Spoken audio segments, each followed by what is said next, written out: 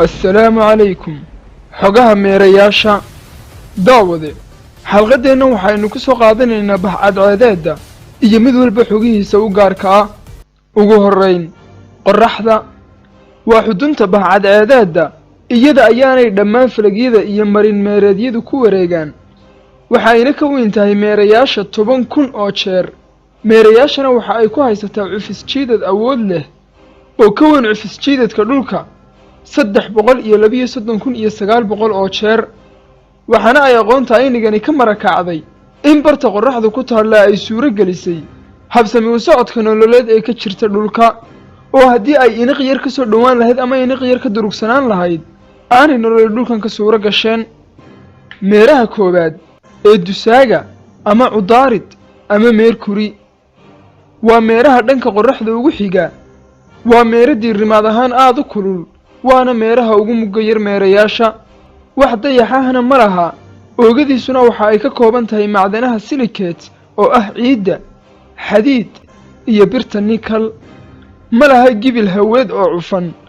taas oo sababta inuu ilaysnoqodka uu fallaadhaha cadceedda dibisigaga weecinayo uu si dhammaystiran oo buuxda u sameeyo meeraha labaad meeraha waxara xidhka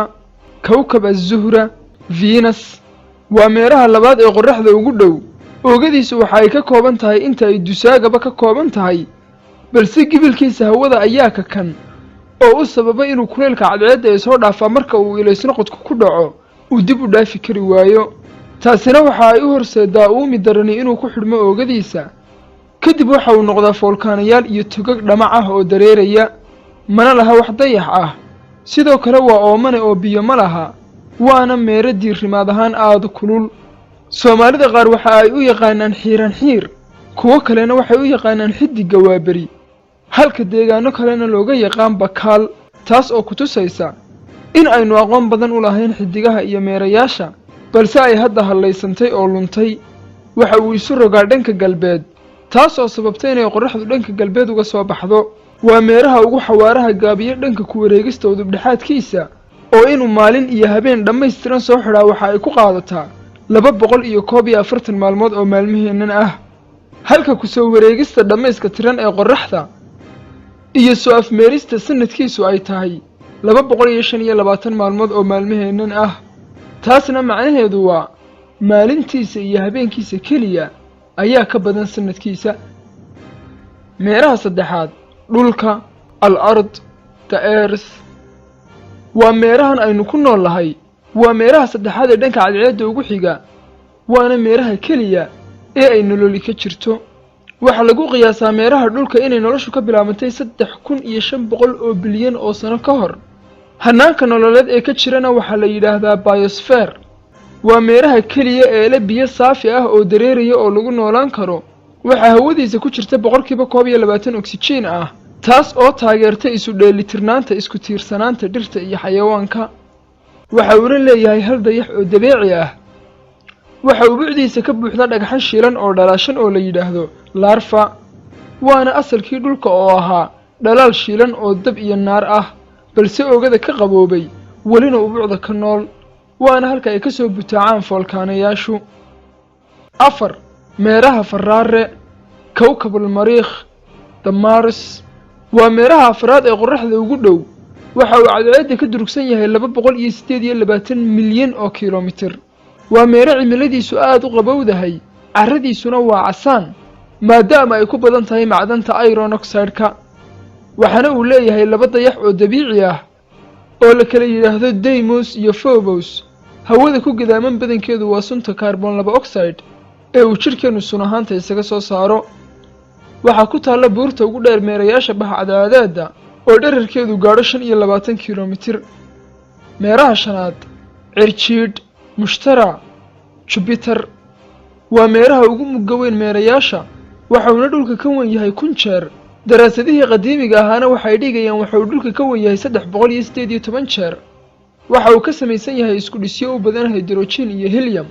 waana meeraha ugu dayaxyada badan oo waxa uu leeyahay 67 dayax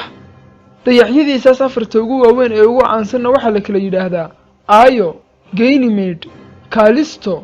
iyo Europa Ganymede oo ah kan ugu weynina waxa uu ka weyn yahay meeraha dusaa ee Mercury. ummadihii hore qaarkood ayaa caabudi jiray waxaa ka dhaca dabaylo aad u xoog badan maadaama uu xawaaraha ku wareegista udubdhaxaadkiisu aad u dheereeyana maalintiisu way ka waabsan tahay maalinteennan dhulka. inuu hal sano oo dhammaystiran soo xidho oo cadceedda hal mar ku soo wada wareegaana waxa ay ku qaadataa 12 sannadood oo sannadaheennan ah. meeraha lixaad raage zuxal waa meeraha lixaad ee ugu fog dhanka cadceedda waana meeraha labaad ee ugu weyn meerayaasha. waxaa kale oo aynu Soomaali ahaan u naqaanaa saxal oo waa la baasaystaa marka ay xooluhu xanuunsadaan ama nolosha dabiiciga ah doorsoon yari ku yimaadana waxa la yiraahdaa saxal ayaa jira ama xooluhu way saxalsan yihiin. dhulka in badan ayuu aad uga weyn yahay waana meeraha ugu cufis jiidadka yar meerayaasha waxaana uu leeyahay tirada labaad ee dayaxyada ugu badan oo ah 62 dayax. labada ugu tunka weynina waa Titan iyo Enceladus. Titanna waxa uu ka mug weyn yahay meeraha waxra xidhka ama Venus. meeraha toddobaad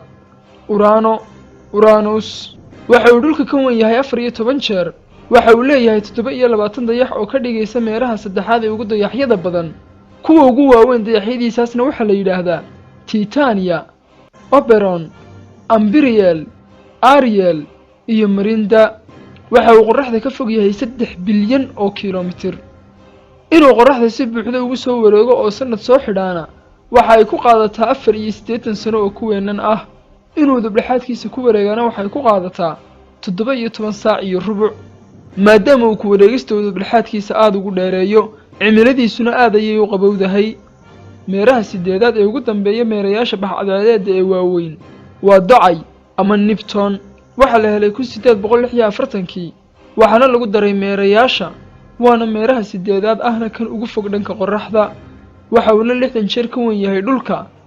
waxa uu leeyahay 14 dayax ka ugu firfircoona waa Triton. gibilka hawadiisu waa buluug. buluugaasna waxa sababay hawada miisaan ee uu gibilkiisaasi ka kooban yahay. meeraha sagaalaad ee inta laga saaray meerayaasha lagu biiriyay dunida yari waa Pluto.